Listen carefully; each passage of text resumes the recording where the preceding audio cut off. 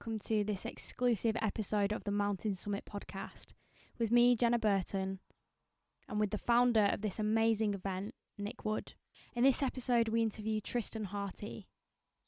Tristan is the Managing Director of Hartey Wealth Management. He is an award-winning entrepreneur and speaker, and at Mountain Summit, he will be sharing his knowledge and his experience in building a green investment fund, highlighting how business leaders can protect the planet and leverage this commercial opportunity. Tristan is passionate about the fact that being green can be seen as an opportunity, not a cost for business owners. The Mountain Summit team is proud to have Hartey Wealth Management as one of the sponsors of our event. The Hartey Wealth Management team pride themselves on helping their clients to create and preserve wealth through effective financial planning and portfolio management.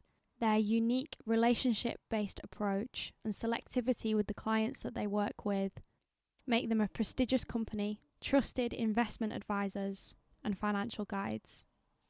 I hope you enjoy this episode.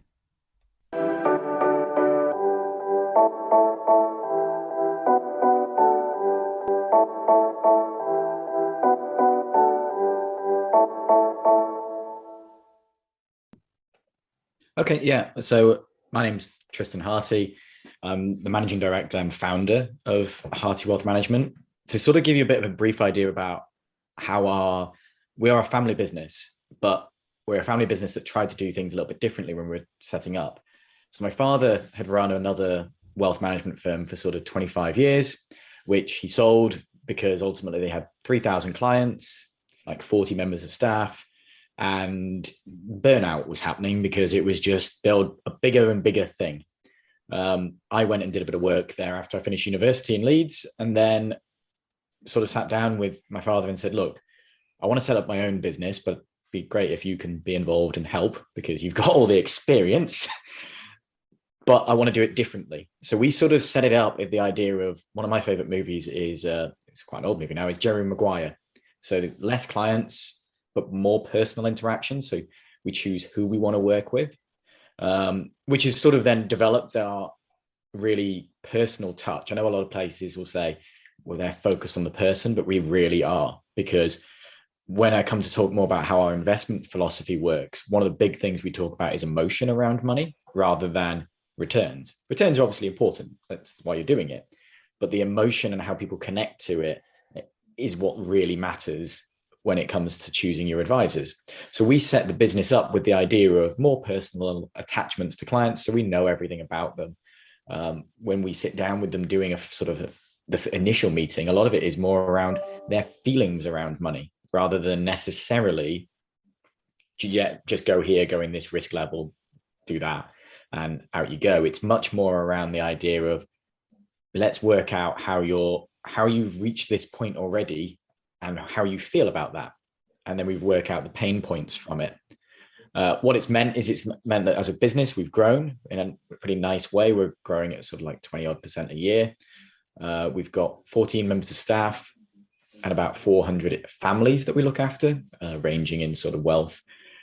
And we're pretty evenly split as well down the sort of their men and women clients. It's actually quite rare for women to invest as much, because traditionally it's been a man's job, which is interesting in the UK, because if you go to other countries, for instance, if you go to Asia or South America, being a financial advisor is seen as a non-masculine job. It's almost all exclusively women who do the role of financial advice, which might make more sense. But it's from our side, that's not how it works in the UK. In the UK, we have another problem as well, which is sort of part of the reason I wanted to set up a wealth management company that is fully independent, because we're not linked to anyone else. We're a fully independent firm. Is that I wanted to do it because the average age of financial advisors, I'm pretty certain, is around about 57 in the UK, and they're all white men. And it's like, well, how can we be the bit of the change there? So we have 3 advisors, myself, Chloe, who's in her mid-20s, and my father, who's still claiming, even he is 55, but he is still saying he's below the average age. So we're a younger style company from that sort of side. It interests me that you're talking about previously, I think you were saying your father's company, as it was growing, there was an issue of burnout with the staff. How was that impacting client relationships as well? So the client relationships were fine, but they weren't wholesome or fulfilling from an advisor point either. So my father would be seeing 8 people a day. So by the time he got to the one at the end of the day, he's forgotten who he saw at the start of the day. So were they really getting the best service? The argument is still they were getting a very good service, because the way that we've set the business up is we're both members of there's a coaching group called Strategic Coach, which is run by a guy called Dan Sullivan. He actually another man who's on the Strategic Coach program is Gino Wickman, who of course is the Traction book. So I've met Gino a couple of times because he's in the course. But the key thing about that is each person's role in the business is effectively they have a unique ability. We do the psychometric testing. So now, rather than people doing jobs they hate or they're not suited to, they only do the jobs within the business that they're suited to. So for instance, my role is, although I'm the managing director, really I sort of delegate things to certain people who are really good at doing the follow through side. I'm not the very best at, if I don't react to something straight away, it'll probably end up somewhere else and I'll forget to reply. I know my weaknesses, but I'm good at the talking to people and listening. Those are my skill sets.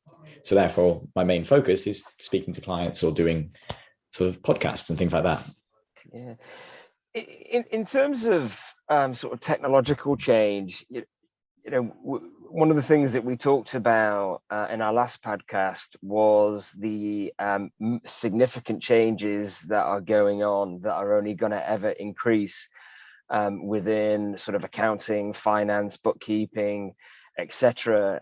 In the world of sort of managing your money and investing money, there's that rapid amount of change that's going on. How, as Hartey Wealth Management, are you embracing that and sort of being in the process and navigating what to do and what not to do? Because there's a lot of overwhelming change, isn't there? And some of it's good and some of it is not so good. Yeah, technology is a big part of, so we've always been trying, if we can automate something, we will, because we're actually now as a firm bigger than we've ever been in terms of the amount of money that we look after in terms of any iterations of the previous companies, but we've got a lot less clients and a lot less staff. And that's because whereas only 10 years ago, a lot of things in financial services were still manually input. You'd have to manually input things multiple times. We've only in the last few years been able to sort of drag things in, which is saving huge amounts of time. The problem is sometimes you can't trust the data as well. So you've got to have, it's still quite, from a back office side, or as we sort of call it, backstage, because we split the business between what we call front stage and backstage. So front stage is what everybody sees, and backstage is all the stuff that actually goes on to make the front stage work. And the backstage side from our side has been really interesting in terms of adding in that technology to try and make things simpler. The platform that we generally recommend for clients to use is a company called Nucleus, who are very, very forward thinking with their tech. I would say that they're probably the best in the industry for that side, because they were set up by financial advisors for financial advisors. So they understood the problems, rather than, one of the big issues in our industry is we get told by the FCA or whoever it is what problems we should be fixing for clients who they've never spoken to. They tell us that this is what people want, and it's not what they want. And I think that's the hardest thing we probably have, is the disconnect between our and us. Yes. Who are they're slowly becoming a price regulator, but that's a different conversation. And they are good, but they sort of make it more difficult to move forward when it comes to the technology side, because they're really stringent on what we're allowed to do and what we're not allowed to do. Yeah. One thing we did look at doing, but we actually abandoned, was we were looking at potentially setting up an app so clients be able to log in, view all their data and all that sort of stuff. But the technology is sort of there, but not really there to match up with our current back office systems that exist. So hopefully in the next few years, things will become a lot more seamless to do that. One of the issues we have is that ultimately we also almost have overload for our clients. We almost give too much information. And that's actually a complaint we get, is that we talk too much to them. We're sending too much stuff. And it's because ultimately I think communication is the key, but sometimes you can get in your own way by actually what does the client want. So we're looking at establishing a client advisory board. So we're going to have a group of different clients who sit on the board, and basically we can pitch our ideas of what we're doing within the business and say, do you actually want this? And I think going forward, that interconnectivity of making it easier for people to view things and maybe adjust things as well, like their personal details and so on, would be good. But it's only just been the last couple of years that we've been able to do non-wet signatures. So DocuSign, which is something we should have been doing for years beforehand, but we've not been able to. Yeah, I think, technological change is a big part of the discussion at Mountain Summit. We've got some amazing speakers that are going to be really talking about that. But certainly in regulated industries, it's a different kettle of fish, isn't it? One of the interesting things about Mountain Summit is the event has been created to really target entrepreneurs with revenues of 100,000 to 10 million in revenue.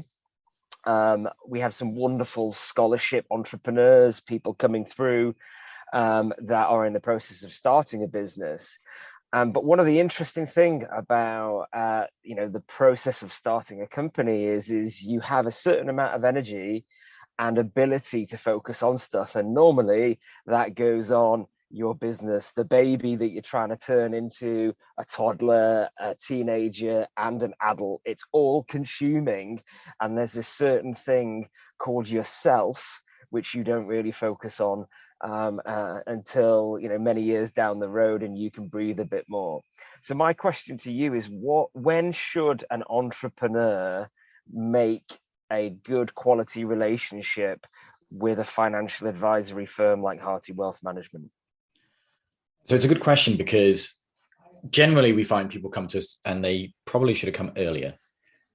When it comes to sort of entrepreneurs, we don't have any minimum investment side, because my idea is we're going to be there as an advisor for the whole life cycle of that business and beyond. Because if they sell the business or however they sort of exit that business eventually, they've got to do something with whatever's left over. Generally, I would say it's when they start to have quite large corporation tax bills. So profitable businesses, because that's when we can start to do certain types of planning that allow them to pay less corporation tax. This is where we work quite well in terms of with accountants. So that is one that if accountants should be referring to financial advisors more, because they literally go together in terms of how they work to save money. Yeah.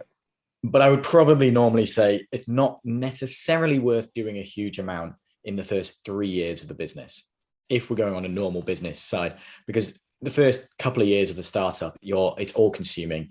You've just got to get on with it.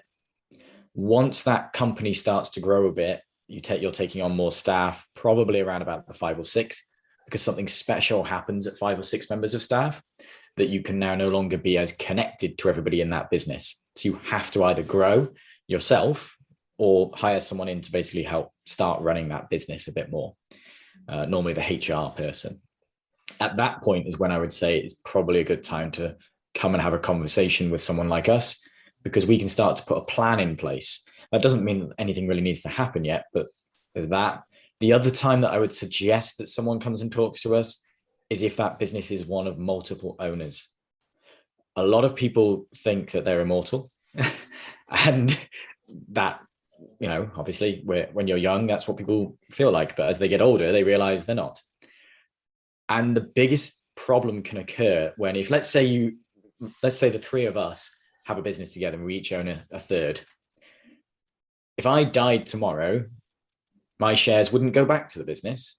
They'd go to my wife, who knows nothing about financial services or any running of a business, because she's a doctor, so she does not do business stuff. So therefore, all of a sudden, she's now on the board. You two, I would imagine, would not be particularly happy about that because she knows nothing. And she's going to have to start, you're going to have to pay her and all that sort of stuff because she owns a third of the company. If you put the right type of planning in place, you can ensure that a lump sum payout by an insurance company would get paid to the family and the shares then revert back to the company. That's the only other time. That's when I would say if people are setting up businesses with multiple owners, it's worth having a chat with us sooner rather than later, because we can solve that. Hopefully something that never happens, but it solves a potential headache. Tristan, can you talk to me a little bit more about the relationship that you build with your clients? Because you said something really interesting, that you look at the emotional side of money, and I think you used the word pain points. So could you delve into that a little bit for us? Yeah.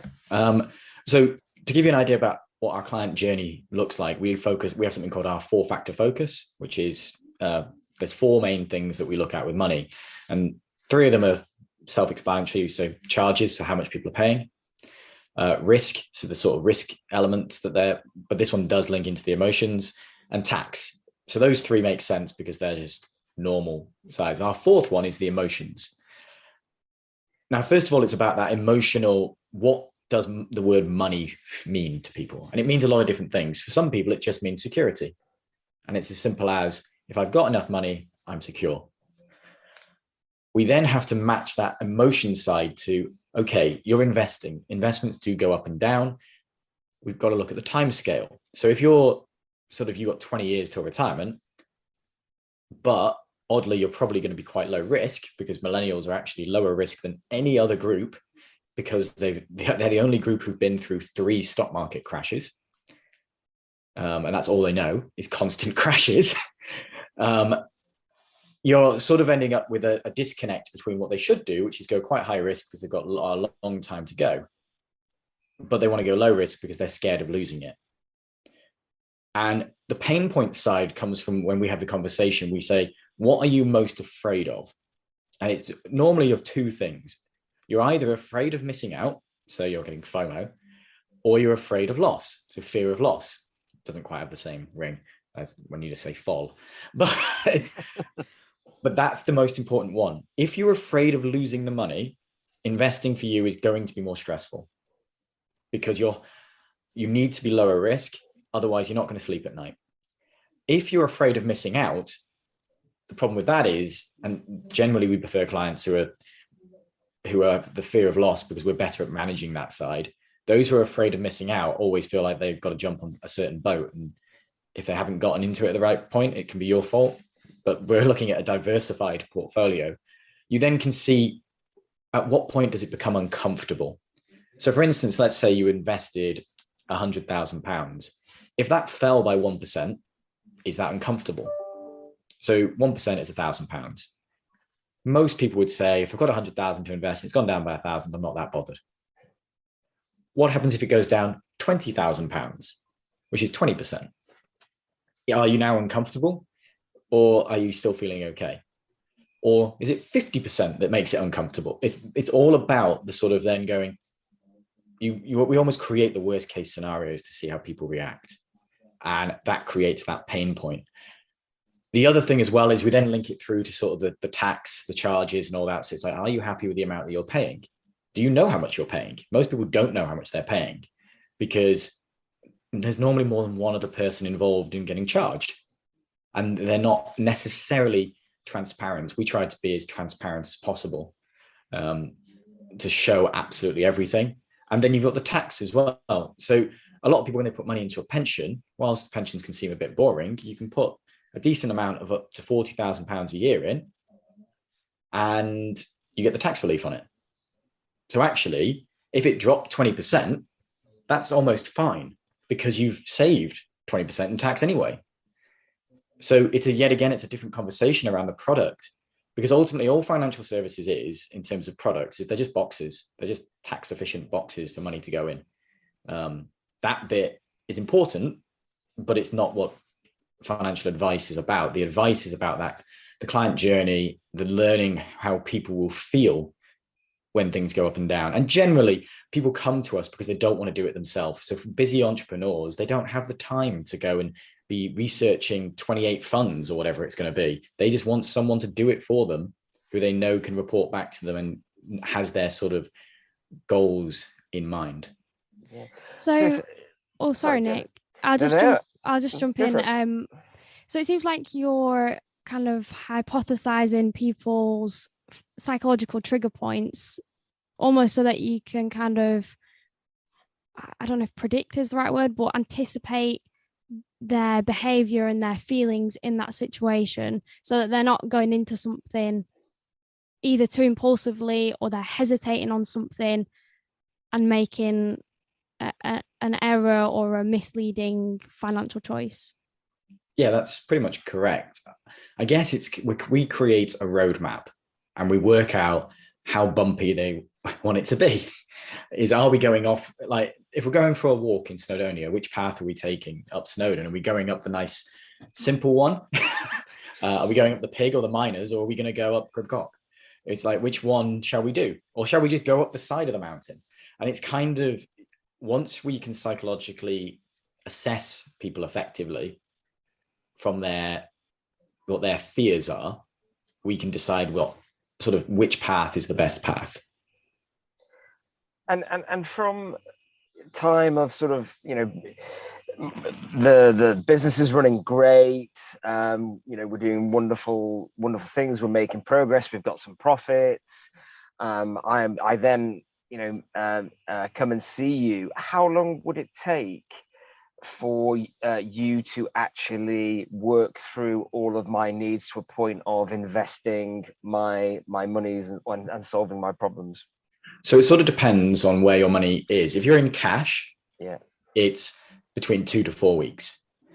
We can go from first meeting all the way through to get everything done and then sort it out.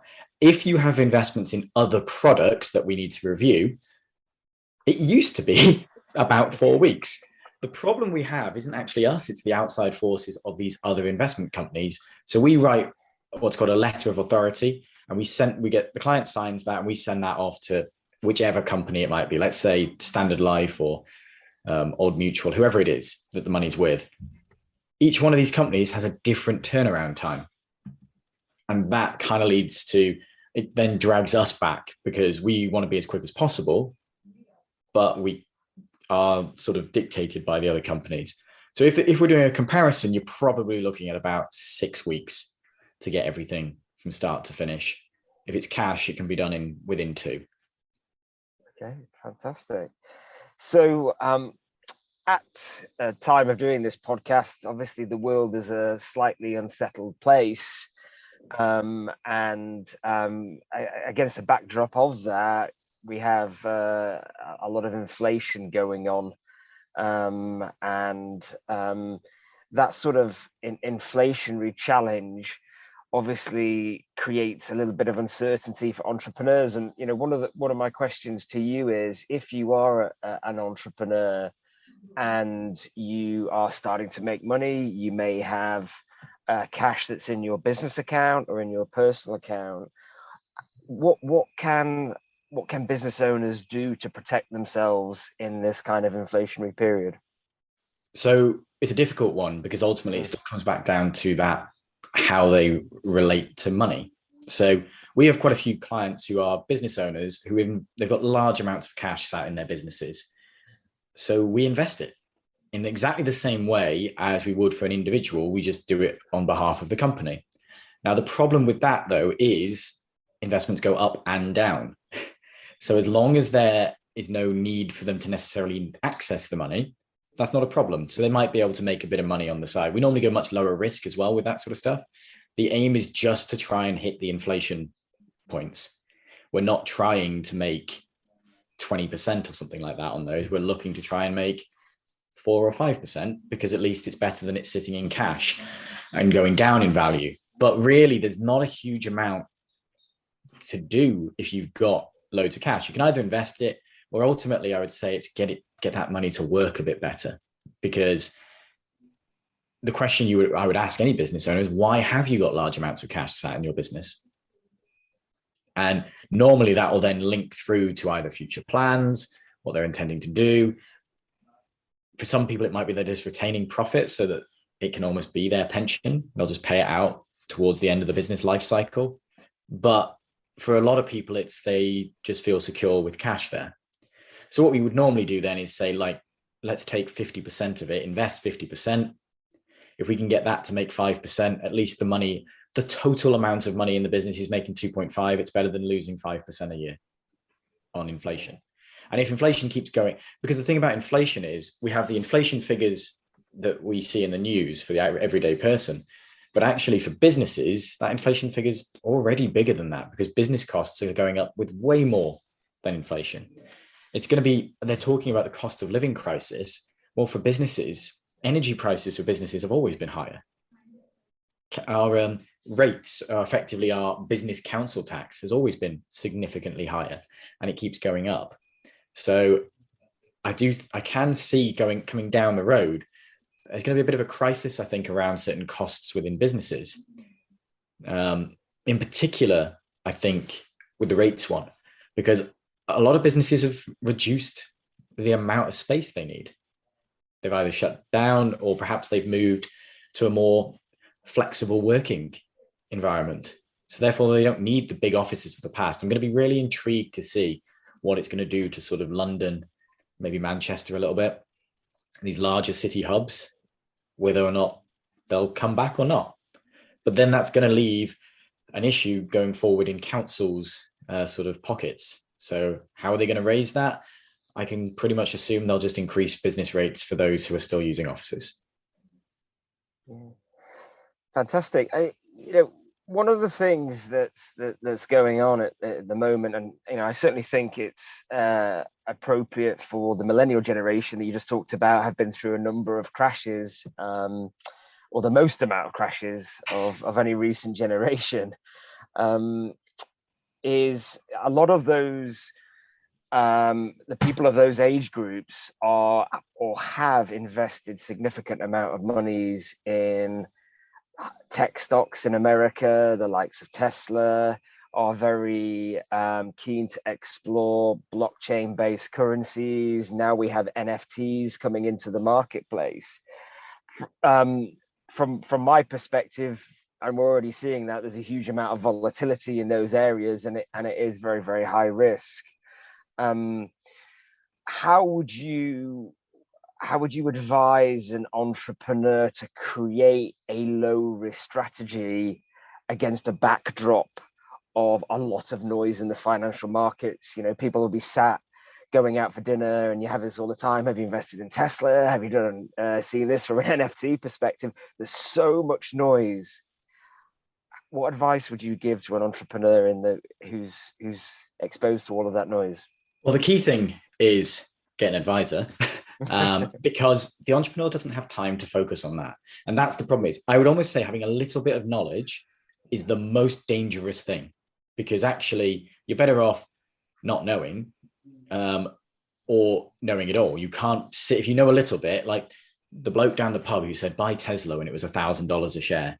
Well, depending on when this podcast obviously goes out to always listen to, it might be back to 1,000, in which case I sound a bit stupid. But as of today, it's fallen down to around about the 700 mark. And that sometimes the thing is that people focus too much on the hype. Once the hype has arrived, you probably have missed the boat. It's probably too late now. Generally, it's all about diversification. So what we'd advise for entrepreneurs or sort of anybody is have your fingers in lots of different pies. So when we create a portfolio, it's pretty much spread across everything in the market. So you will have some Tesla shares, but you'll have other stuff to balance it out. It, particularly when it comes to the sort of the crypto space and so on, it's knowing that and understanding you can lose your money. There is no regulation. It is not protected in any way. And it has a value, but how long is that going to work for? The blockchain side is still, particularly with the currencies, is really for me, it's still trying to find out what it is. They don't know themselves. It's very difficult to be a currency and an asset class. You can't really be both. So it needs to work that through. I think there will be some currencies that come through. And it's the same with the NFTs. Are they going to be, is it a fad? Are they going to be a valuable thing in 5 to 10 years' time? I think they probably will, but we're going through this massive expansion at the moment. So if people wanted to get involved with that, it's a simple case on anything you want to do with that, just be prepared that you might lose all the money that you invest. So therefore, maybe only put, say, 10% in. Don't try to shoot for the moon. And that's where a lot of people go wrong, is that they buy one share or one cryptocurrency side or one NFT and put all their eggs into this one basket, and it doesn't work. It's fascinating when you think about millennials that we're so cautious because of the stock market crashes, yet we want instant gratification and success. So we go and buy Bitcoin because Bitcoin can only go up, apparently, but it doesn't. It goes up and down.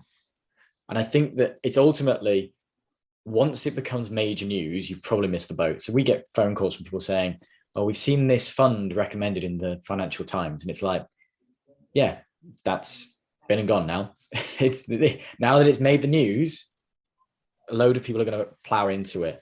And another thing the reason to have an advisor is you've got to be careful of effectively the hype train. If you look back a couple of years ago, a couple of large companies, so Hargreaves Lansdown and St. James's Place, were both pushing a fund by a guy called Neil Woodford.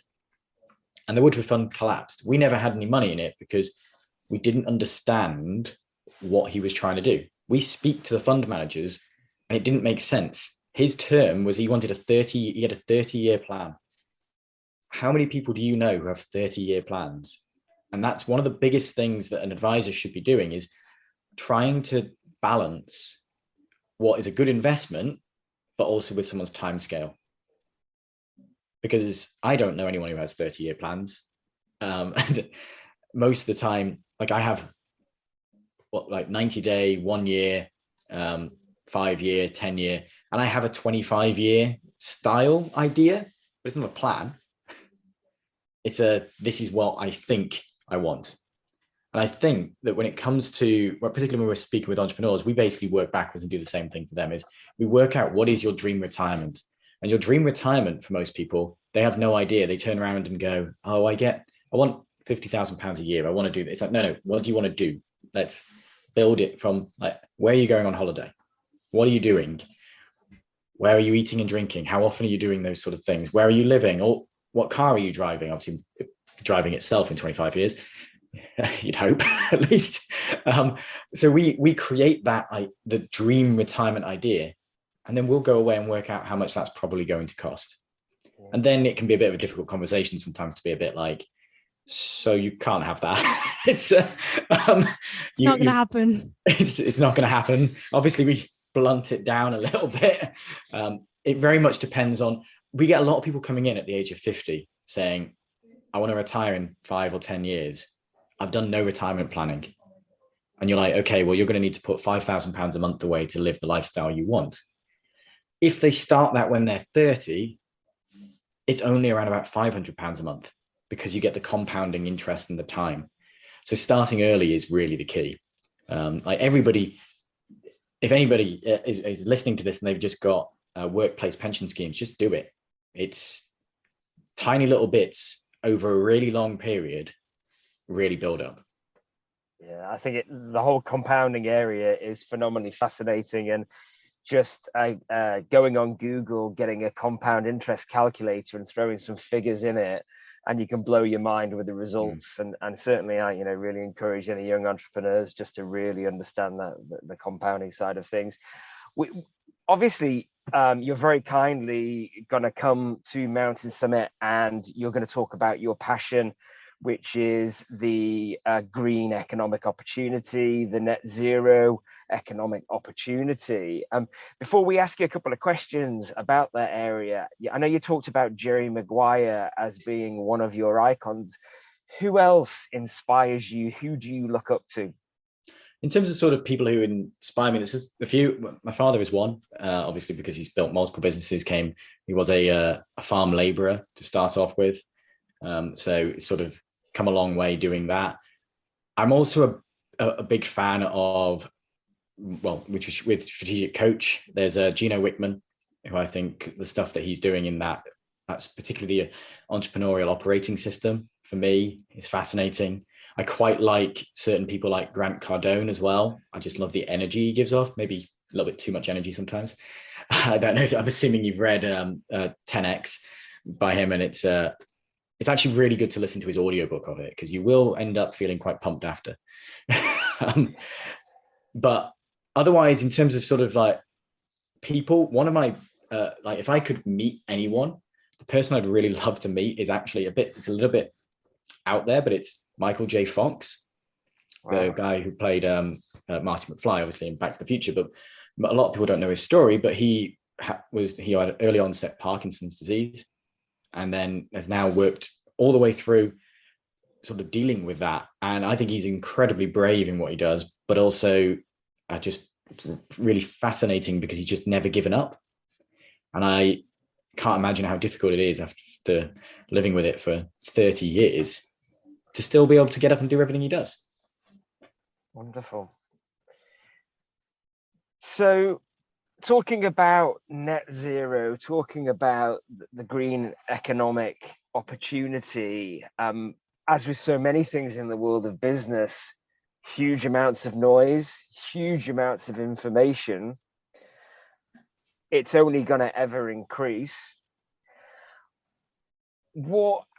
How have you approached this whole spectrum of opportunity, noise, as the managing director of Hartey Wealth Management? And what advice would you be, initially give to the entrepreneurs that are going to be attending Mountain Summit? Sorry, the general entrepreneurs, but the entrepreneurs, who are not going to come to Mountain Summit, on how to approach this sort of opportunity?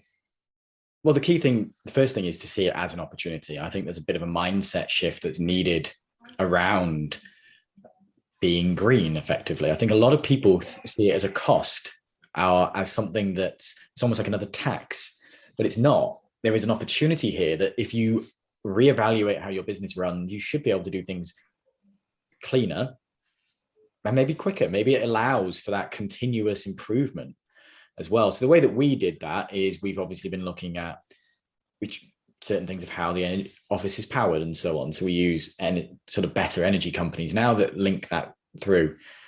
We're in the process of going through the 1% for the planet sort of accreditation side. And we try to now use it does cost us a bit more, but we use recycled paper. We used to not use recycled paper. We had a bit of an issue so when clients come in, they get given a menu to have a drink. And coffee, not whiskey or anything fun. But we used to give them sugar cubes that were individually plastic wrapped. Tiny little thing, but we then realized, well, why don't we get ones that are recycled paper and all that sort of stuff? So we did that. But then because of the pandemic, we had to go back to the plastic because it's easier to clean. And I do think that the pandemic has actually almost put a pause on a lot of the green movement forward, because single-use things has really jumped up. We just have to look at masks. Single-use masks are going to be flooding the oceans for decades to come because they just don't disappear.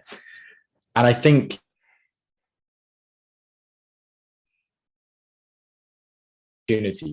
what can you do better by going slightly greener?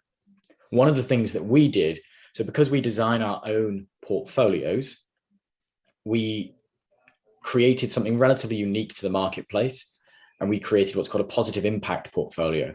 Most advisors will tell you they do an ethical portfolio, so ESG, which in our industry really doesn't mean anything.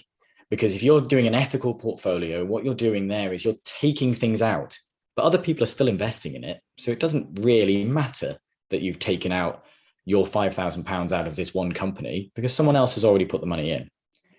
So we created a positive impact portfolio, and the positive impact portfolio, which we branded as the Protect the Planet portfolio, actively is an improvement. So for instance, for about every £15,000 that goes in, it's the equivalent of taking 6 cars off the road. We can actually do a calculator to work out what is someone's impact on the world.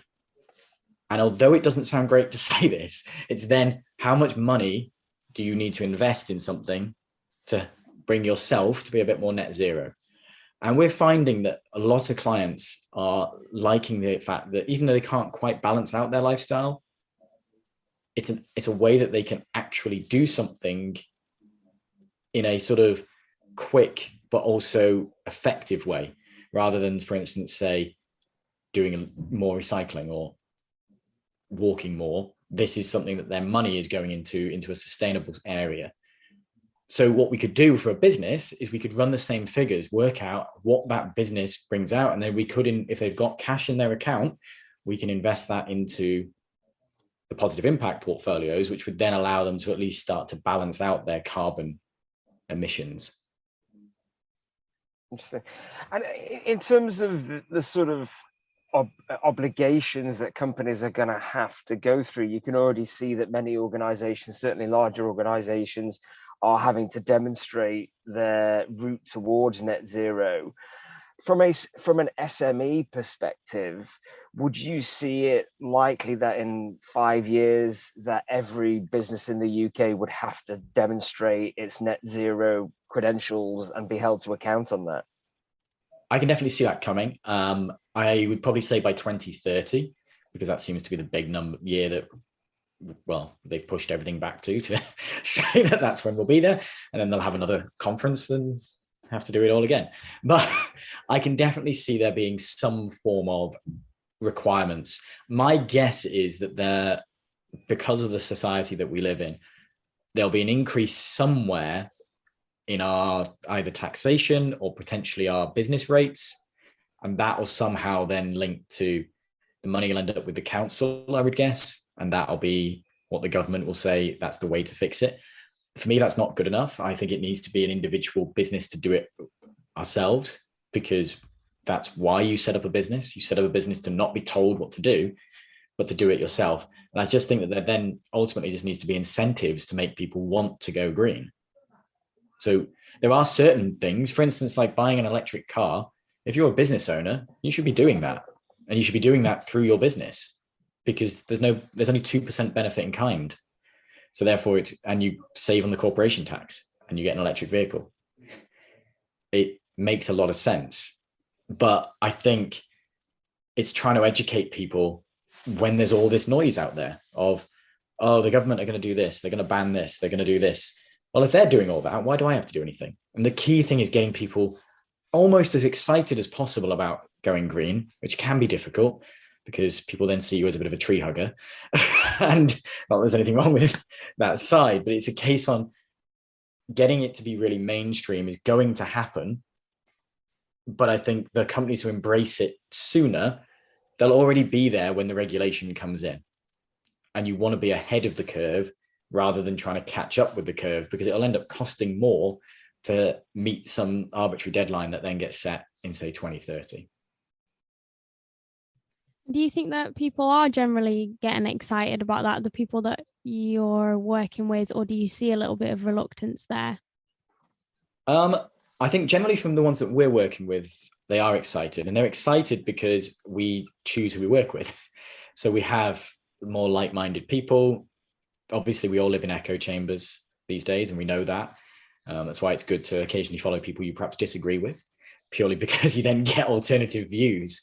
But I think from our side, we're not having a massive difficulty because we can offer things that allow them to still make money. There is a common misconception that if you want to go green, you're giving up profit in some way. And that's not necessarily true. If anything, probably going greener now is a good idea, because the investment that's going to come in is going to be huge. So it's almost like getting in there. It's like getting into Bitcoin back in 2012. It probably made sense, but nobody did it.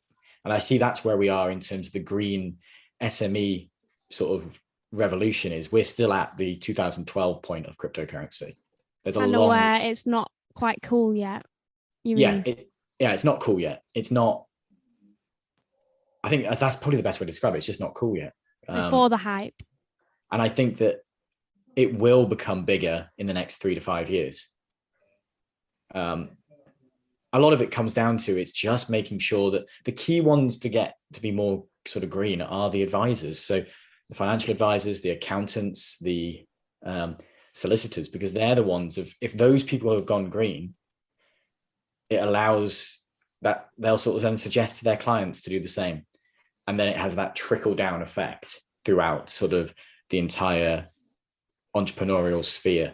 But it all comes down to who you surround yourself with as well. I think it's some people care, some people don't, but most of our clients seem to be the ones who care. But I think that's because we choose who we work with.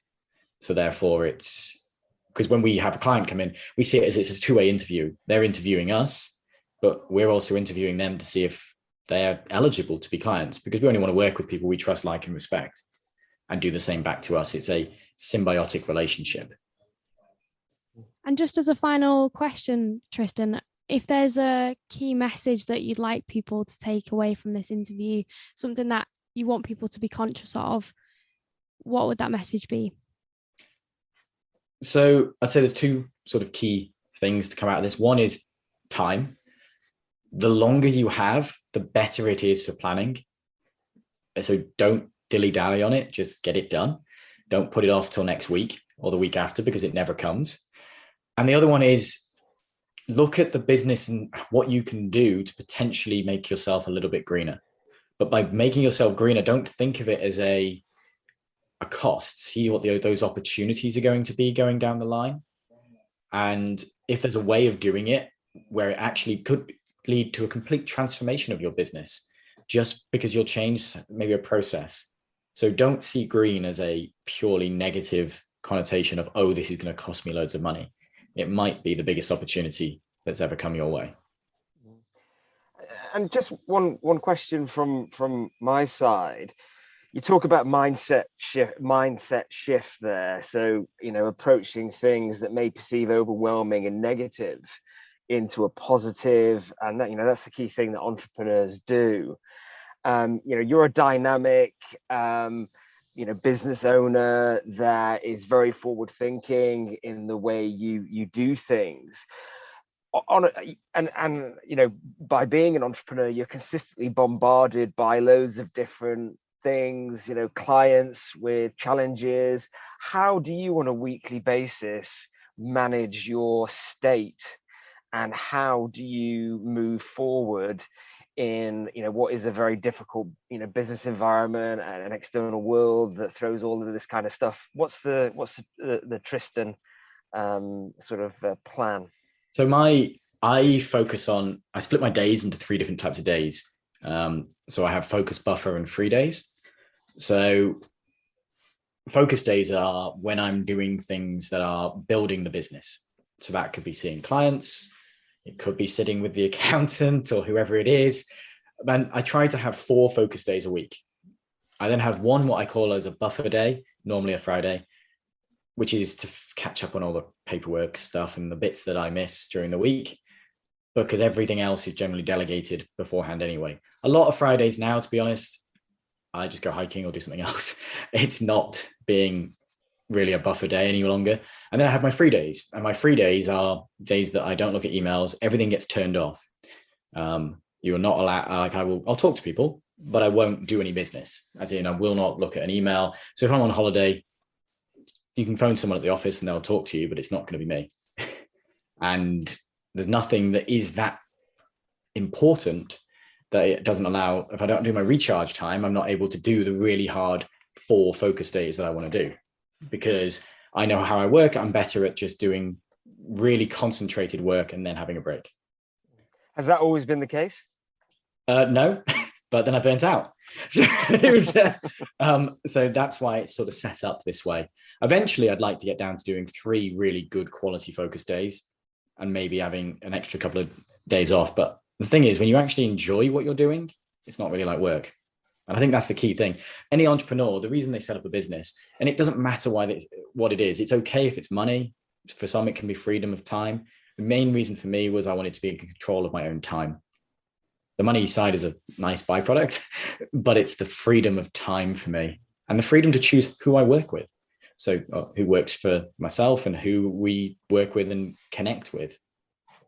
I think that'll be really interesting on the first evening of Mountain Summit, when we start to understand with all the attendees why they actually started their business. Really interested to experience those answers. So Jenna? I'm looking forward to it. Yeah, thank you very much, Tristan. It's been really, really interesting hearing about your business and your perspectives on how you work as well. So thank you for giving us your time today. And I look forward to hearing you and meeting you at Mountain Summit. Yeah, I'm very much looking forward to it. So I'll see you all there. Thank you so much for listening to this exclusive Mountain Summit podcast. We can't wait to see you at this amazing event.